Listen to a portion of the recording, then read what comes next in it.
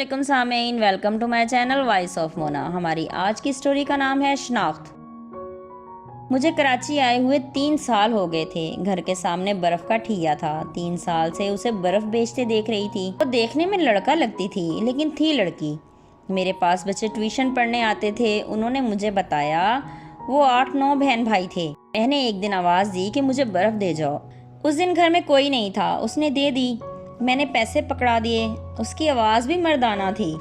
खैर, मैं कपड़े सीती थी। एक दिन उसकी माँ आई मेरे पास कपड़े सिलवाने। मैंने पूछा, आप कहाँ से आई हैं? बोली, थोड़ा आगे मेरा घर है, ये सामने हमारा ही बर्फ़ का ठिया है। मैंने कहा, अच्छा। फिर वो कपड़े देकर चली गई। फिर अक्सर आने जाने लगी।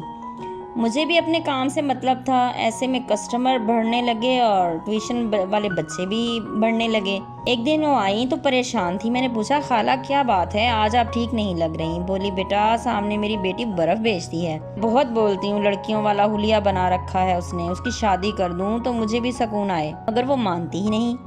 खाला मजबूर नहीं करो, खुद ही मान जाएगी। बोली, मुझे कुछ हो गया तो कौन पूछेगा उसको? मैंने कहा, वो कौन सा मजबूर है, वो कमाती है, खुद संभाल लेगी खुद को।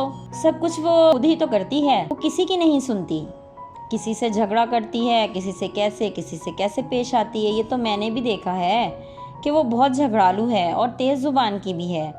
मैंने कहा, खाला पहले आप उसे बेटा बना के पाला, अब उसे आप लड़की बनाना चाहती हैं, तो वो ऐसे थोड़ी में बनेगी। उसे मजबूर ना करो।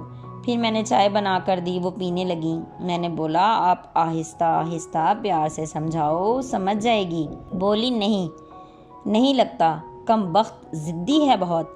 उसे सब अन्ना बुलाते थे। कहने लगी, मैं अन्ना की वजह से बीमार हो गई हूँ।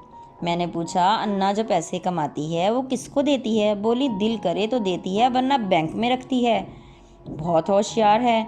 मैंने कहा, फिर फिक्र क्यों करती हो, छोड़ दो उसको उसके हाल पे, वो किसी के चक्कर में नहीं आएगी।